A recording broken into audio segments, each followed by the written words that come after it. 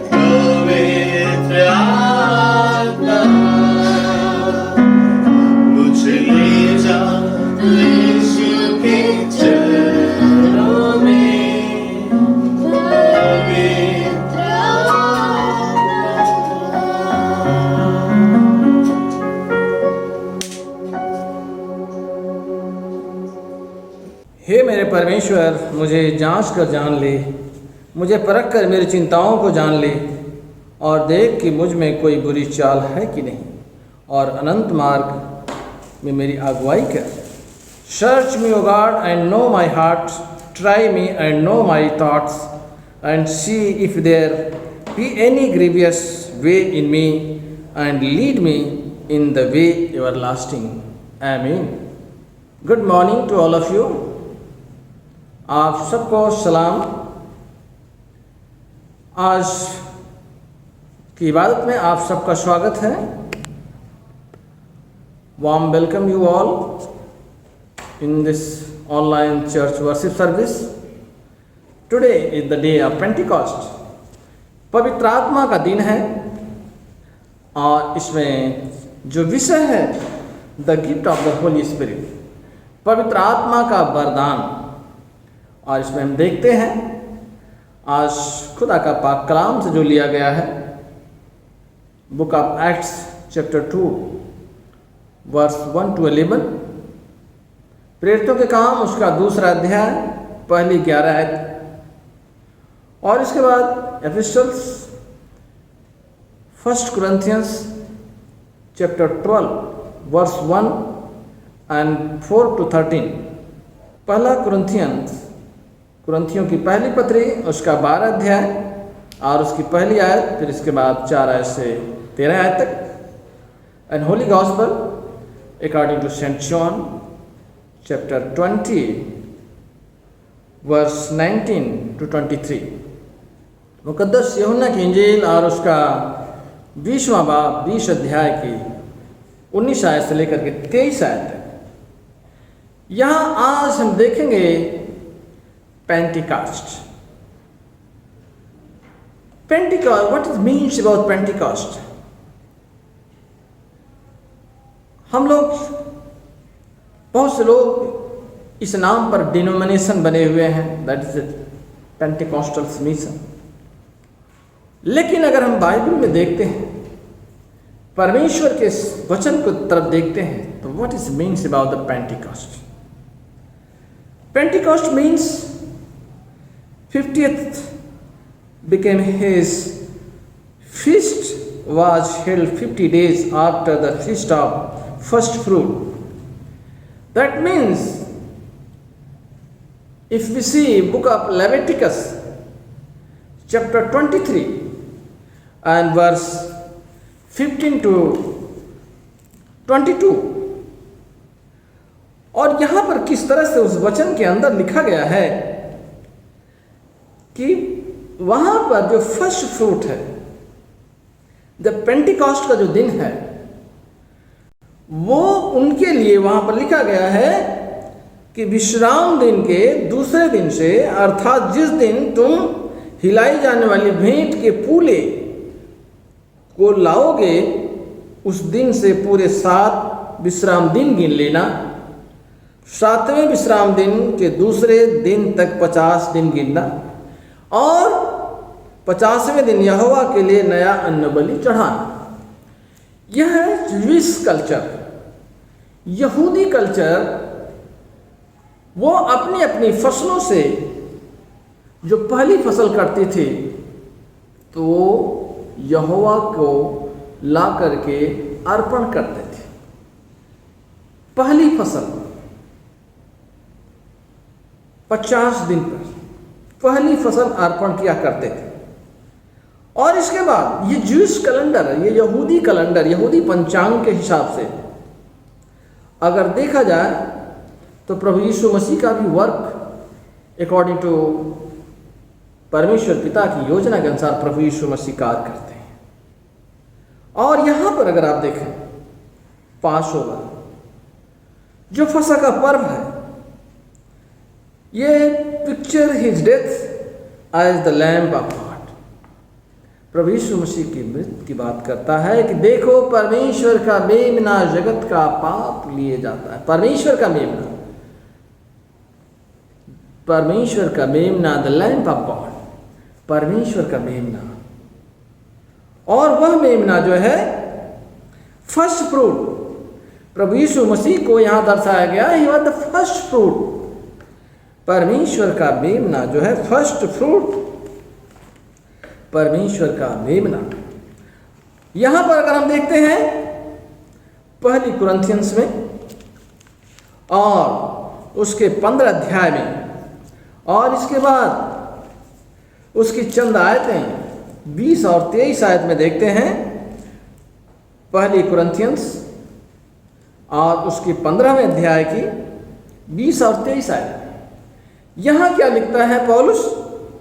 मसीह सचमुच में मुर्दों में से जी उठा है, और जो सो गए हैं वह उनमें से पहला फल हुआ, क्योंकि वह मनुष्यों के द्वारा जब मौत आई तो मनुष्य ही के द्वारा पुनरुत्थान हुआ।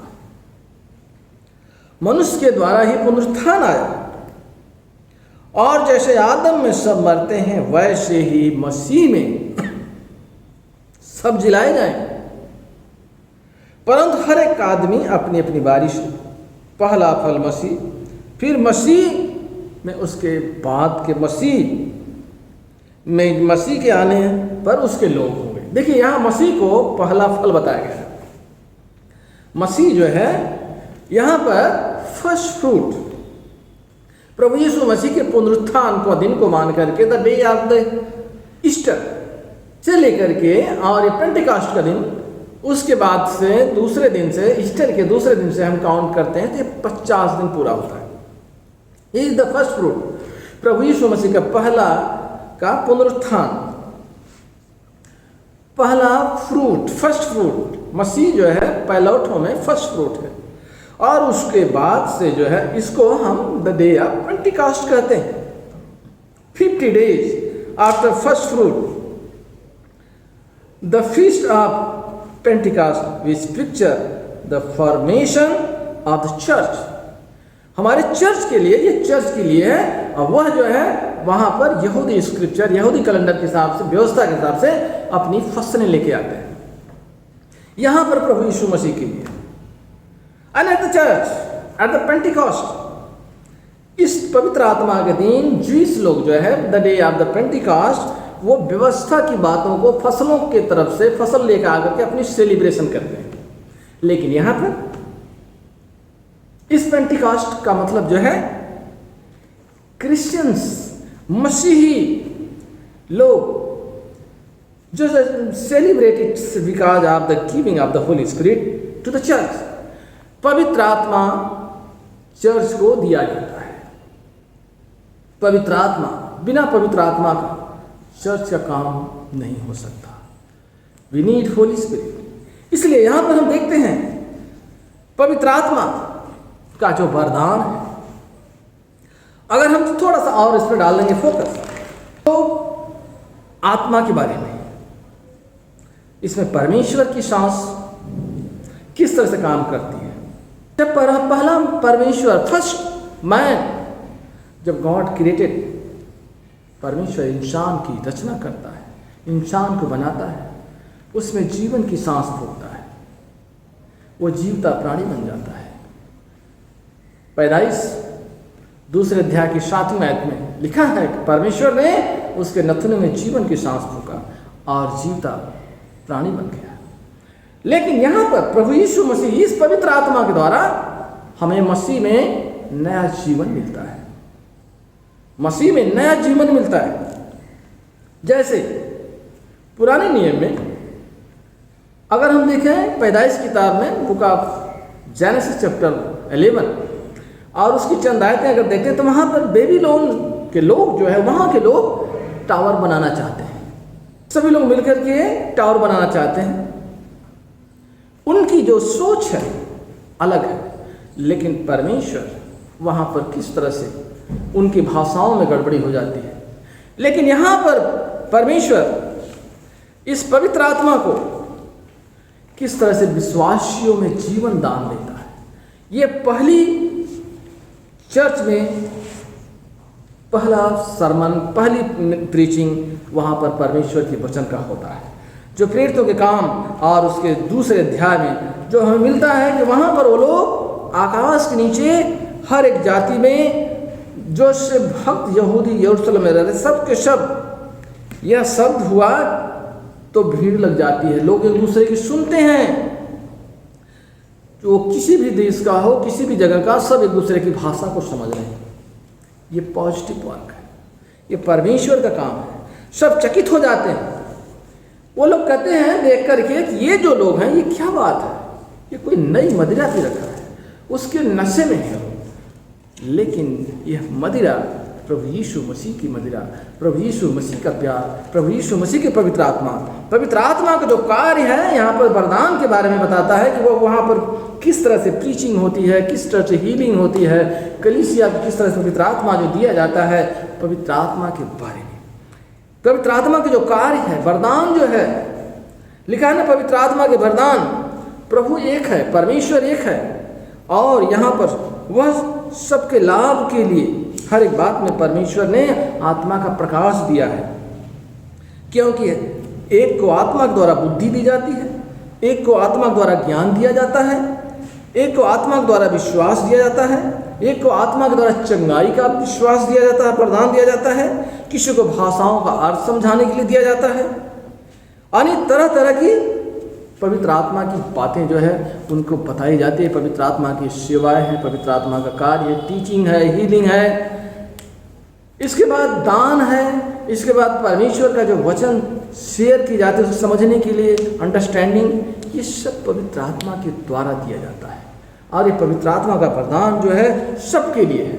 लेकिन क्या है, एक ही पवित्र आत्मा है, एक ही परमेश्वर है, और सब में अलग अलग, जैसे प्रकार से कहते हैं पौलुस की शरीर हमारी एक है, इसमें हाथ है, इसमें आँख है, इसमें पैर है, इसमें मुंह है, इसमें माइंड है, इसमें लीवर है, इसमें सब कुछ है, लेकिन है एक एक, सबके फंक्शन अलग अलग है। जबान का फंक्शन अलग है, दांत का फंक्शन अलग है, आँख का फंक्शन अलग है, कान का फंक्शन अलग है, लेकिन सब बॉडी, ये पूरा शरीर मिल करके एक है। इसी तरह से परमेश्वर एक है, और हम सब मिल करके परमेश्वर के महिमा के लिए हैं। हम सब मिल करके परमेश्वर की महिमा के लिए कहते हैं पौलुस कि किसी भी बात की चिंता मत करो, परंतु हर एक बात में तुम्हारे निवेदन, प्रार्थना, विनती के द्वारा धन्यवाद के साथ परमेश्वर के सम्मुख उपस्थित किए जाएं।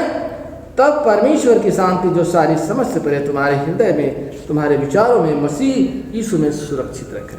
इसलिए परमेश्वर का जो वरदान है वो सबको दिया जाता है, बशर्ते हमें उसको समझना है, गहराई से उसको जानना है कि पवित्र आत्मा ये पेंटिकास्ट है क्या चीज़, किस तरह से प्रभु यीशु मसीह में आज 50वें दिन हम पेंटिकास्ट को सेलिब्रेट करते हैं। आज के दिन को परमेश्वर सबको आशीष दे, इस महामारी से परमेश्वर सबको बचाए।